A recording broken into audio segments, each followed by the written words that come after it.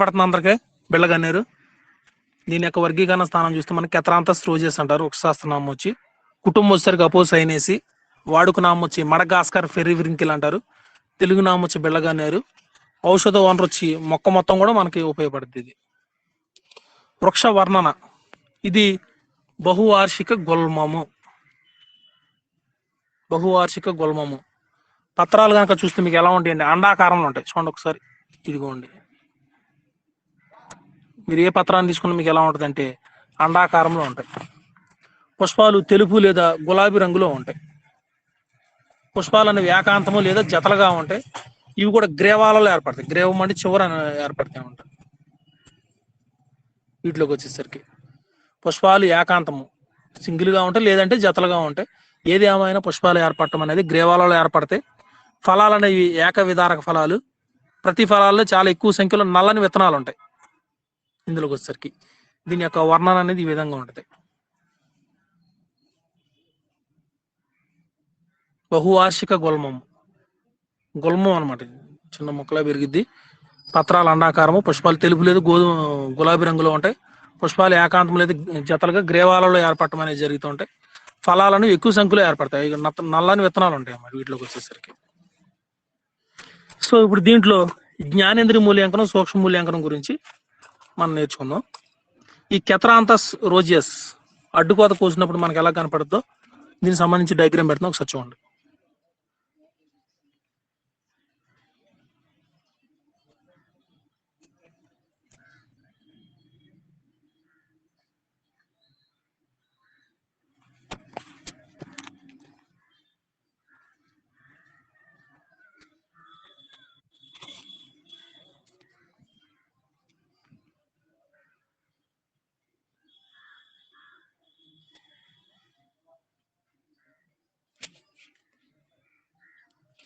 ఇక చూడండి అమ్మా, దీంట్లో మన జ్ఞానేంద్ర మూల్యాంకనం, సూక్ష్మ మూల్యాంకనం కనుక చూస్తే, ఆర్గానోలెప్టిక్ అండ్ మైక్రోస్కోపిక్ స్టడీస్ కనుక మనం చూస్తే, ఈ అడ్డుకోతకు వచ్చినప్పుడు మనకి ఇవన్నీ కనపడతాయి.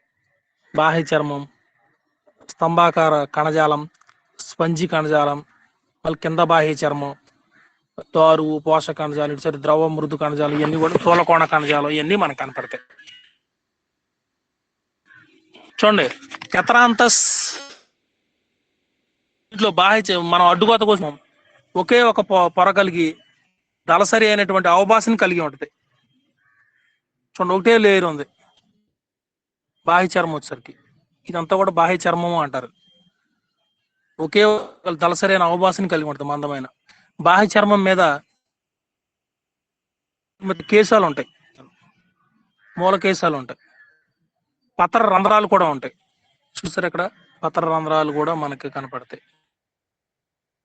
అలాగే ఒకే వరుసలో ఉన్న కణజాలం బాహ్య చర్మం కింద భాగంలో చూడండి, ఇవన్నీ కూడా స్తంభాకార కణజాలము అంటారు. ఇవన్నీ కూడా ఈ వరుస అంతా కూడా ఒకే ఒక వరుసలో ఉంటాయి, కింద ఉంటాయి.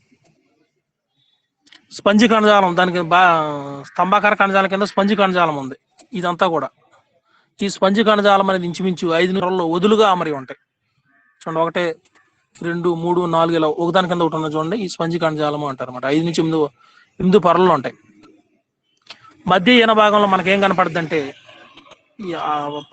ఆకు నడ్డుకోతకు వచ్చిన మధ్య ఈన భాగం ఉంటుంది కదా. ఈన భాగంలో ఎలా ఉంటుంది అంటే మనకి స్థూలకోణ కణజాలం. చూడండి, ఇదంతా కూడా మధ్య భాగంలో స్థూలకోణ కణజాలం అనేది మనకి కనపడుతుంది, అంటే దృఢ కణజాలం అంటారు, అది కనపడుద్ది. ఊర్ధ్వ అధో భాగ చర్మాల వైపు ఉంటుంది ఇది, ఈ స్థూలకోణ కణజాలం అది.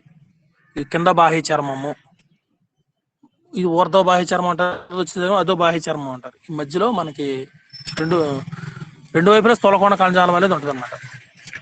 కాల్షియం, ఆక్సిజన్ ఉండవు.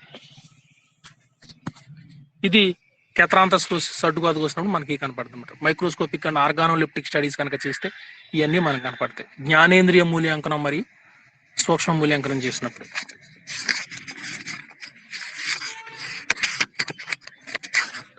ఆల్రెడీ మీకు జ్ఞానేంద్ర మూల్యాంకనం అనేది ఒకటే గుర్తుపెట్టుకోండి. జ్ఞానేంద్ర రంగు, వాసన, రుచి వంటి లక్షణాలు ఔషధ మూల్యాంకనం ఉపయోగపడతాయి అన్నమాట. రంగు, వాసన, రుచి అన్ని కూడా దాన్ని మనం జ్ఞానేంద్రియ మూల్యాంకనం అంటారు. సూక్ష్మ మూల్యాంకనం అంటే ఏంటంటే ఔషధ భాగం యొక్క అంతర్నిర్మాణంలో కనిపించే కణాంశాలను పరిగణలోకి తీసుకుని చేస్తారన్నమాట. అలాంటి దాన్ని మనం ఏమంటే సూక్ష్మ మూల్యాంకనం అంటారు. గుర్తుపెట్టుకోవడం జ్ఞానేంద్రియ మూల్యాంకనం అంటే ఆ పదార్థం యొక్క రంగు, వాసన, రుచిని బట్టి ఉంటుంది. బయట బయట జనరల్గా ఎక్స్టర్నల్గా. అంతర్నిర్మాణం ఆధారంగా చూసుకుంటే మనకి ఏంటంటే సూక్ష్మ మూల్యాంకనం అంటారు. ఇంకా లోతుగా అంతర్నిర్మాణం ఆధారంగా స్టడీ చేస్తారన్నమాట. చేసినప్పుడు మనకి ఇవన్నీ కూడా కనపడతాయి. తర్వాత వచ్చి దీంట్లో ఉన్నటువంటి రసాయన అనుఘటకాలు ఏముంటాయి అన్నది చూద్దాం. రోజెస్లో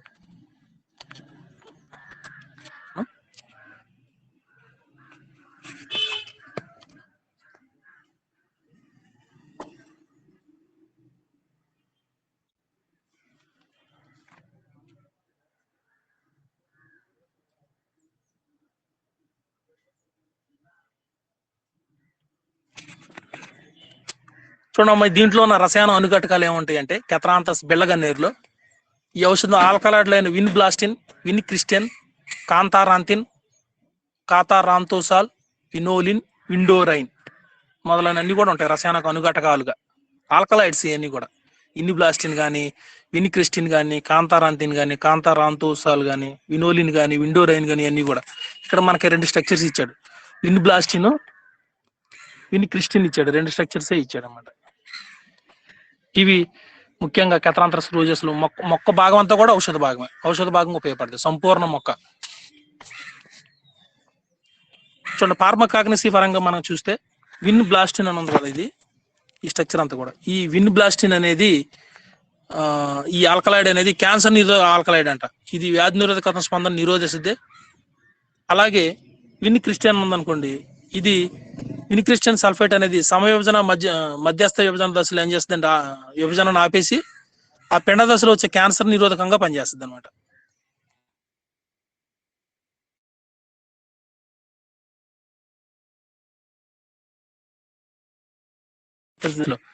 ఆ మధ్యస్థ దశలో విభజన ఆపేసి ఆ పిండ దశలో వచ్చే లుకేమియా, మనకు రకాలు ఉన్నాయి, లుకోమా, సార్కోమా, క్యాన్సర్ లో రకాలు ఉన్నాయి అనమాట. ఆ వ్యాధిలో ఉపయోగిస్తుంటారు ఎక్కువగా. అలాగే బెల్లగన్నేరు అనేది యాంటీ డయాబెటిక్ మరియు హైపోటెన్సిల్ ఏజెంట్ గా కూడా పనిచేస్తుంది అనమాట. ఫార్మకాగ్నసీ పరంగా చూసుకుంటే. కల్తీ పదార్థాలు, ఈ కెథరాంతస్ మొక్కని నేరుగా ఏ తయారీలోనూ ఉపయోగించడం వలన కల్తీ పదార్థాలను ఇప్పటి వరకు గుర్తించలేదంట. అల్లం వాడుకనుకో జపనీస్ అల్లం తక్కువ అల్లాలతో కలిపి మిక్స్ చేసి అమ్మేస్తుంటారు మార్కెట్లో. కానీ దీన్ని అలా కాదు, కెథరాంతస్ మొక్కను నేరుగా ఏ తయారీలో ఉపయోగించుకోవడం వల్ల కల్తీ పదార్థాలు ఇప్పటి వరకు గుర్తించలేదంట. ఈ మొక్కలు ఎక్కువగా ఏంటంటే పారిశ్రామికంగా ఆల్కలాయిడ్లు వేరు చేయడానికి ఉపయోగిస్తారు. అడుగుతాడు మీకు, కెథరాంతస్ రోజు యొక్క సూక్ష్మ మూల్యాంకనం, జ్ఞానేంద్ర మూలిక, కల్తీ పదార్థాలు ఉంచినప్పుడు ఇదంతా కూడా మీరు వృక్ష వర్ణన ఇవన్నీ కూడా రసాయన అనుఘటకాలు ఇవన్నీ కూడా రాసుకురండి. మెయిన్ అంటే విన్ బ్లాస్టిన్, విన్ క్రిస్టిన్ ఇవన్నీ కూడా రాసుకురండి. తర్వాత వచ్చి ఇందులో ఉన్న లాస్ట్ క్వశ్చన్, ఔషధ మొక్కల భాగాలైనటువంటి బెరడు, పత్రం, విత్తనం, కాండం, వేర్లు మరియు ఇతర భాగాలను కల్తీ చే పదార్థాల గురించి వివరించండి అంటారు. అది చెప్తాను మీకు. అన్నిటితో కల్తీ చేస్తారు కదా, బెరడు కల్తీ చేస్తారు, పత్రాలతో, ఇవన్నీ కూడా. అదేంటి చూద్దాం. చూడండి, మనకే మొక్కల ఒకసారి ఔషధ భాగాలు ఏముంటాయి, బెరడు ఉపయోగపడుతుంది, పత్రం, విత్తనం, కాండం, వేర్లు మరి ఇతర భాగాలను కూడా కల్తీ చేస్తారు. ఆ కల్తీ చే పదార్థాలు ఏంటో చూద్దాం ఇప్పుడు. ముడి ఔషధం యొక్క స్వచ్ఛత దానిలోని ఔషధేతర పదార్థం ఉన్నప్పుడే లోపిస్తుంది. ఆ స్వచ్ఛత ముడి ఔషధంలో కనుక స్వచ్ఛత అనేది లేదనుకోండి, ఏమైంది, ఔషధం అనేది కల్తీ చేయడం జరిగింది అంటాం. ఈ కల్తీ ఔషధ వ్యాపారస్తుడు ఏం చేస్తాడంటే మోస ప్రవృత్తి కావాలని చేసినటువంటి కంటామినేషన్ అతను వ్యాపారం కోసం కల్తీ చేస్తూ ఉంటాడు. ఉదాహరణకి ఇండియన్ సెన్నా పత్రాలతో తక్కువ నాణ్యత కలిగినటువంటి అరేబియన్ సెన్నా కలిపి కల్తీ చేస్తారు. కల్తీలో మానవుని ప్రమేయం ఎక్కువ అనమాట. ఇప్పుడు ఈ రోజు మనం ఉన్నాము, ఏ పదార్థం చూసుకున్నా స్వచ్ఛత అనేది లేదు. ఖచ్చితంగా మనకు కల్తీ చేసి అమ్ముతారు. వంట నూనె తీసుకోండి, వంట నూనెలో వేరుశెనగ నూనెలో పామాయిల్ కలిపేసి అమ్మేస్తారు. కల్తీ లేనిది ఏది కూడా జరగదనమాట. సో సెన్నా పత్రాలతో తక్కువ నాణ్యత కలిగినటువంటి అరేబియా సెన్నా కలిపి కల్తీ చేస్తున్నారంట. అంటే ముడి ఔషధాలకి సాధారణంగా బాహ్యంగా పోలి ఉండే పదార్థాలతో కల్తీ చేస్తారు.